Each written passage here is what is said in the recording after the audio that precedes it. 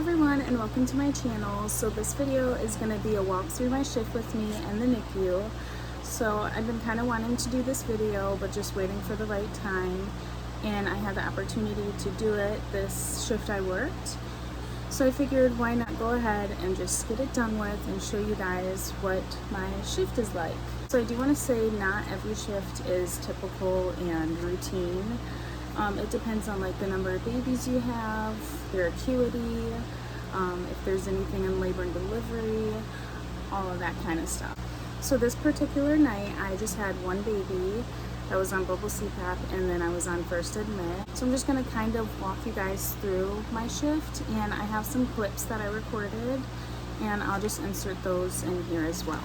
So I typically leave my house around 6 to 6:10 p.m.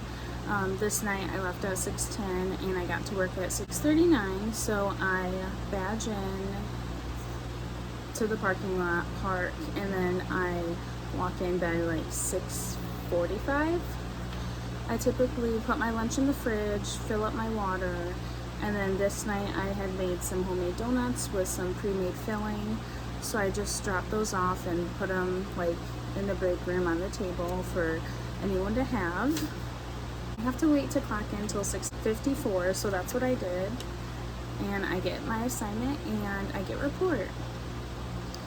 And then after report, I scrub in, I clean my workspace with like the purple wipes, and then I check and confirm like orders, make sure everything looks right, that correlates with the report that I got, like feeding orders, IV, whatever it may be. I also like to plan out my night during this time, so I like write down what I need to do with each assessment or whether. So yes, my assignment was first admit and then a bubble CPAP that also had continuous IV fluid going in.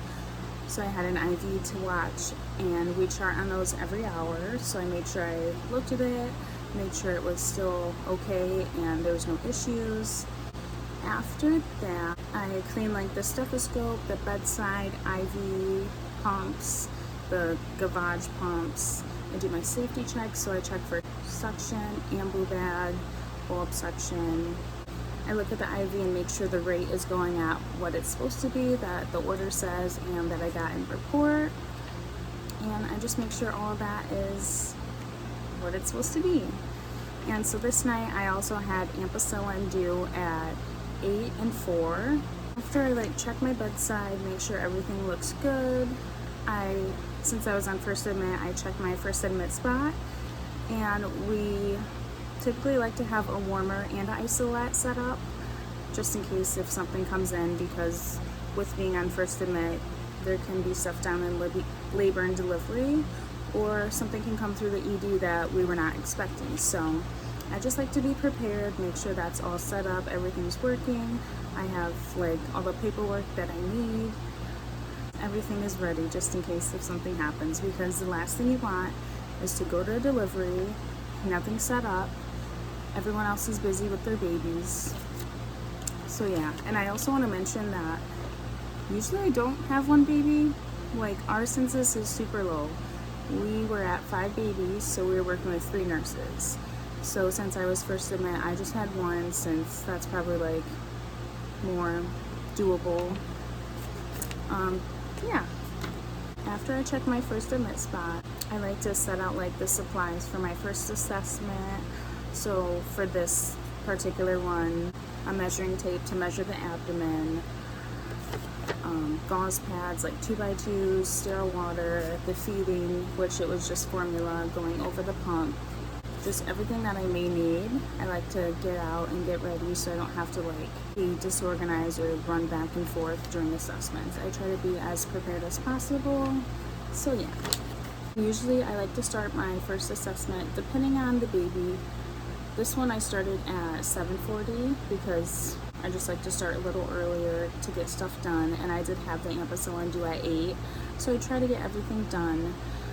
And I also hung the new IV fluid bag because that expires after 24 hours, so since it was clear fluids, I just had to spike it. There was like no sterile procedure with that. It was just super simple. So the first assessment, I try to go through what I do in remembrance. So the first thing I do, depending on the baby, I'll either do the temperature or the blood pressure first. The blood pressure if the baby's like kind of not very happy or if they get like, because if they're like screaming and whatever, kicking, then that can alter the blood pressure and make it like higher than it's supposed to be. So for this one, I did the temperature, and then I did the blood pressure, then I switched the pulse ox to the opposite foot so they don't get any skin breakdown or any of that.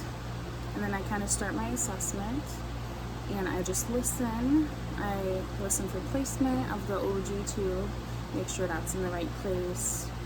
I feel the abdomen, do the head to toe, feel pulses, measure the abdomen, take any air off the belly.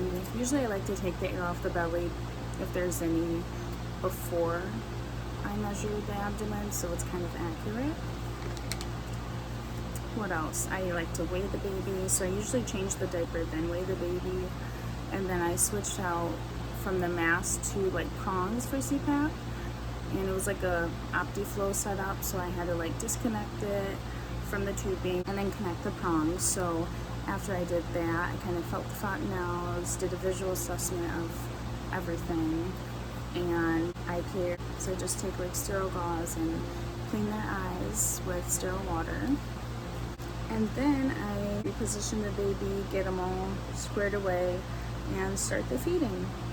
After that, I chart my first assessment, and then I have, this baby's on a 8, 11, 2, and 5 schedule, so Q3 assessment and feeding. So I chart my first assessment, and then between care times, I just have to like check my IV, make sure that's still good every hour, chart on that, just kind of make sure the CPAP bubble chamber is still bubbling, because if it's not, then it could mean like it's loose or it's off their face or disconnected.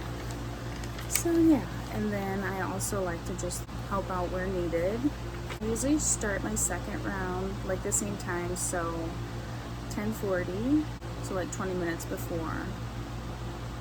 And then it's not a whole assessment, but it's just like temperature, and then I typically like still listen. I feel for pulses, especially since the baby had an IV. I just like to make sure that I can still feel their brachial pulses. I do eye and mouth care again, reposition, feeding, diaper, all the things.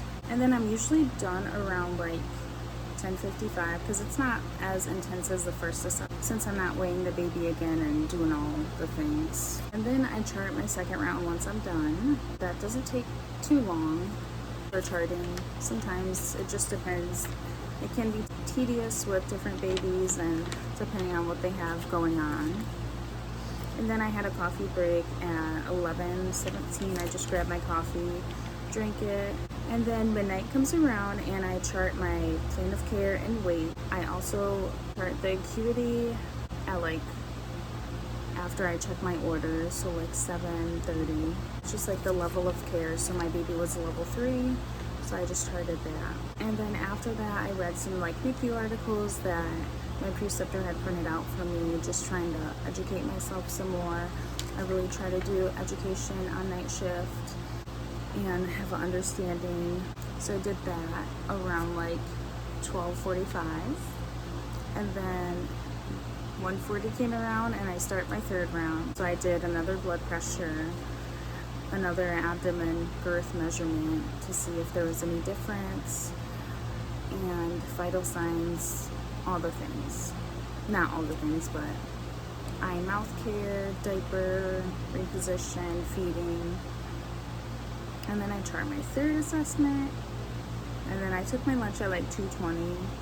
I don't always take my lunch at the same time, but since I didn't have like a really healthy lunch, it was kind of like fast food. I made some tea around like 2:45. I just had peppermint tea. I feel like that helps me, like helps settle my stomach, especially if I eat something not so good. And then after that, I came back. I gathered like my lab supplies because I had AM labs. I had a Billy and a BNP to draw.